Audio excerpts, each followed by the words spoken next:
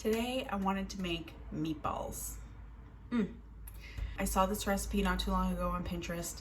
I will link it down below in the description. It's for meatballs in a Dijon mustard gravy kind of thing. It kind of reminds me of like a mix between just a regular meatball and Swedish meatballs. Some of the spices in here are very reminiscent of the Swedish meatball, but basically it's like your regular plain old meatball, but really the star is this gravy, which I'm very excited to have. So I want to get to it. It shouldn't take too long. Meatballs are pretty fast. I'm very excited. Let's get started. Starting with my meat. I am a firm believer in meatballs should be fatty. I have got some 85% ground beef that I've just kind of fluffed up in a bowl here. This will be set aside, and then I'm gonna get the kind of mix that goes into the meat mixture ready so I don't over mix the meat. I like to mix it together first, then pour it in the meat, and then just kind of get in there to the side. In my separate bowl here, I've just got some breadcrumbs. The recipe does call for seasoned breadcrumbs. I don't have them, but I'm gonna be putting a lot of seasoning in here, so it's all good. An egg, a little bit of milk, give some good moisture. I'm gonna add some Worcestershire sauce, just a tad, flat leaf Italian parsley. These meatballs are going in a Dijon gravy, so I figure might as well get the flavor in the meat as well. So I'm just gonna put like a spoonful or so of some Dijon mustard, some salt, and freshly cracked pepper. This is where the Swedish kind of comes in. I'm going to add a little bit of allspice, just a tad, and some freshly ground nutmeg, microplane, little nutmeg nut thing. Just a little bit in there. And give this a stir. It shouldn't be soupy. I want those breadcrumbs to become nice and plump from the milk and the Worcestershire and the mustard. This is what's going to now go into our meat mixture. I got the meat. In goes our mixture. There is a word for this, I just don't remember it, but she's going in. Every last drop. Last couple things to go into the meatball mixture is my garlic. I just chopped up a couple of cloves very finely, and I have some onions here that I just sweat out a little bit. I like to do that. You definitely don't have to. I think it adds a little more flavor, and it kind of gets that raw onion taste out of there. Even though these will be cooked meatballs, you can still kind of taste the raw onion. Give this a stir. Try not to over mix it. If you want to, you can just take off a little chunk of this, fry it up just to taste it for seasonings. I am gonna say this is good to go. I'm gonna head over to the stove and start frying these balls. Actually, I'm going to shape them first.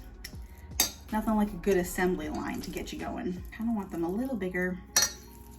They're like the size of maybe like a golf ball, maybe a little tad bit bigger. There's my ball. Now carry on. While I am forming these meatballs, I have my skillet on the stove, heating up on like a medium high-ish heat with some olive oil. I am going to fry these all the way through. You can definitely cook them in the oven if you want to. I love pan frying my meatballs because it gets crunchy everywhere and it is so delicious. And I'm making the sauce in that pan as well, so you might as well have the delicious drippings from all of this meatball in there just to add to that flavor. I got 15 good-sized meatballs out of this thing. Yes, some are a little smaller than others, but it's all good. These are going to be so good. Now I can go over to the stove. Gently place the meatballs in.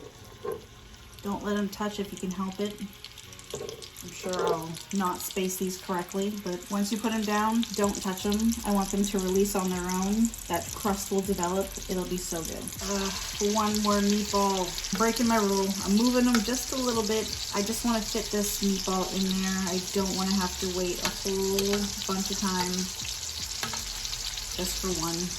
There we go. Everyone in the pool. Can you see that? Had a couple of casualties. This one split a little bit, but I got them all turned over. Look at the color on these meatballs. Now I'm gonna flip them around until they are brown on all the sides.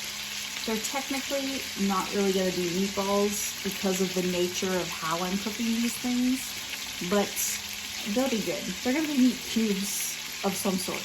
They're just gonna be crunchy and juicy inside and perfect. I got my meatballs. I'm gonna put them to the side. All of this goodness right in here will get lifted up and it's gonna go into that sauce, so don't worry. I put this on like a medium low. Now we're gonna start the sauce. Some butter in here, flour because we are making a roux. Whoops.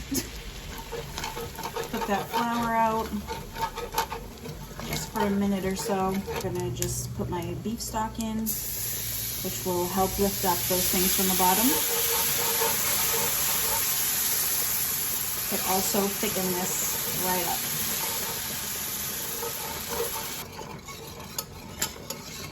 I'm also going to add my milk, and I substituted a little bit of the milk with heavy cream just to kind of richen it up. And of course the star of the show, my Grey Poupon. I'm gonna put a couple of fat spoonfuls of Dijon mustard in here. Mix that in and let this come back up to a simmer and just keep on stirring it until it gets nice and thick and glossy, and then she'll be done. I'm gonna pop my meatballs back in when it's ready. My sauce is beautiful and thick, just like me. Anyway, I'm gonna nestle my meatballs down in there. I'm gonna turn the heat off and just let them kind of sit in the sauce, absorb that flavor, and just get even more delicious than they already are. Look at what we have here. My skillet of saucy, crunchy, flavorful meatballs in this Dijon gravy. I want to finish it with something green, so I'm just going to top with some green onions. I used all my parsley in the meatballs like a stupid girl, but it's all good. Or else you could top with parsley. That would be very delicious, but this is good. We're in business. I'm cooking up some pasta. Of course, you can have this with rice, potatoes on its own. Ooh, put this on like some good bread. Oh, with some butter.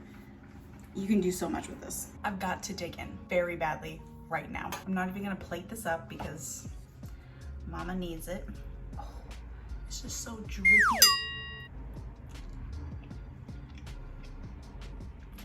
Okay, the sauce is so good. I think what really just helps it is the pan drippings from those meatballs. All of that flavor was just scraped up when we deglazed all the pan and made the sauce. Wow. And the mustard in there is so delicious. And the meatball itself is so soft inside and it's crunchy on the outside. They're perfect. You have got to make these. They're so easy. It took no time at all.